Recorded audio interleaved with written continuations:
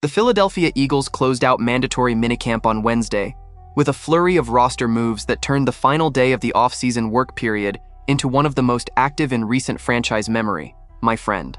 And at the center of all those transactions was a signing that arrived with a detail no Philadelphia fan expected to find in an edge rusher's contract announcement. The player had tried to join another team in March, failed his physical examination, and months later found his way to the Jefferson Health Training Complex. When Adam Schefter and Mike Garafolo confirm a signing simultaneously on X, the franchise sent a signal that it believes what the Cleveland Browns found in that physical examination is something that time may have resolved. What this edge rusher's track record with the Buffalo Bills reveals about the ceiling of his talent, why the prove-it season that failed in 2025 does not end the argument that he still has real contribution to offer, what the release of Zadarius Smith from the reserve retired list means for the pass rush market across the entire league, and how this flurry of moves reflects Howie Roseman's roster-building philosophy during the final days before the quiet summer that precedes training camp. You are going to understand all of it right here.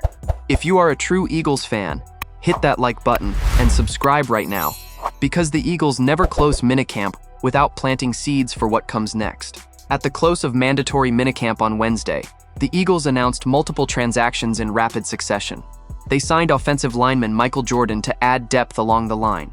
They released linebackers Chandler Martin, who had been re-signed recently after a brief cut, and Isaiah King.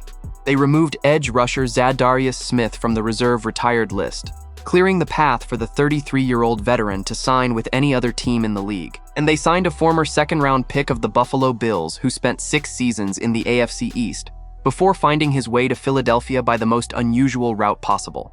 That player is AJ Epenesa. The path that brought Epenesa to Philadelphia in June of 2026 begins in March, when the edge rusher was prepared to sign with the Cleveland Browns. The agreement existed. The negotiations were concluded. And then Epenesa submitted to the mandatory physical examination, and the Browns decided not to move forward. Whatever the Cleveland medical staff found in that examination was enough for a team that had reached a financial agreement to simply walk away before putting pen to paper. That is the kind of signal the market typically reads as a long-term warning surrounding a player. But Roseman and the Eagles clearly reached a different evaluation. The Philadelphia front office hired their own physicians to examine Epenesa, arrived at the conclusion that what the Browns found had either been resolved over the last 3 months, or does not represent the level of risk that caused Cleveland to back out, and closed the deal on the final day of mandatory minicamp. This is not a blind bet.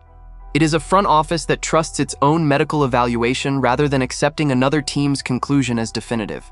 And the argument for trusting Epenesa's talent, when healthy, exists in the track record of the 6 seasons he spent with the Bills. Selected in the second round of the 2020 draft out of the University of Iowa, Epenesa arrived in the NFL as a 6'6", 260-pound edge rusher, a defender with the size and arm length that any defensive coordinator in the league wants to see in a pass-rushing function. In 3 consecutive seasons from 2022 through 2024, Epenesa recorded at least 6 sacks in each year. 3 straight seasons with 6 or more sacks is the kind of production consistency that defines a quality rotational player, not a depth chart candidate who only appears in blowout situations. But then came the 2025 season, and with it the prove-it contract that Epenesa had signed with the Bills for 2 years and $12 million, with the intention of showing enough to secure a larger deal in the 2026 free agency cycle. The season ended with 2.5 sacks and 9 quarterback hits in 16 games, a dramatic drop from the production of the 3 previous seasons. And with the contract expiring and the sack number far from justifying the 8 or 9-figure deal he had planned to secure, Epenesa entered the 2026 free agent market as a player whose value had been fundamentally redefined by the weakest season of his career. That redefined value context is exactly what makes the Eagles' signing potentially smart. An edge rusher who recorded at least 6 sacks for 3 consecutive years before having a poor season on a prove-it contract is not necessarily a player in decline. He is a player who may have dealt with undisclosed health issues, with a system that did not maximize his strengths, or with the specific pressure of playing on a prove-it deal that sometimes creates the kind of tension that produces performances below real potential. The true answer about which version of Epenesa shows up at the Eagles training camp will only exist when the pads come on in July. The release of Zadarius Smith from the reserve retired list is the other Wednesday move that deserves real analysis. Ian Rappaport was specific in describing the situation. Smith played 5 games before surprising everyone with a retirement last season, but he is only 33 years old and is open to playing in the right situation. Removing a player from the reserve retired list is the way a franchise communicates it has no intention of retaining him and is opening the market for him to choose where he wants to continue his career. For the Eagles, who clearly decided that Smith is not part of the 2026 plans, this is a clean and respectful transaction. For Smith, who is still young enough to contribute in the right role, it is the opening of a new window. What this flurry of moves confirms about Roseman's philosophy around the edge rush deserves to be discussed with candor, because the Eagles have a complicated recent track record with decisions at the position. The signing of Bryce Huff for 3 years and $51.1 million before the 2024 season was widely criticized as an overpay for an edge rusher who had produced in a particularly favorable context with the Jets. Huff disappeared in Philadelphia, was not even on the roster during the Super Bowl 59 run, and the big money bet failed categorically. Meanwhile, Josh Sweat, who had arrived as a 4th-round pick and was developed internally, led the team in sacks, was dominant in the playoffs, and left as a free agent for 4 years and $76.4 million with the Arizona Cardinals because the Eagles did not want to pay the market price for the player they themselves had created.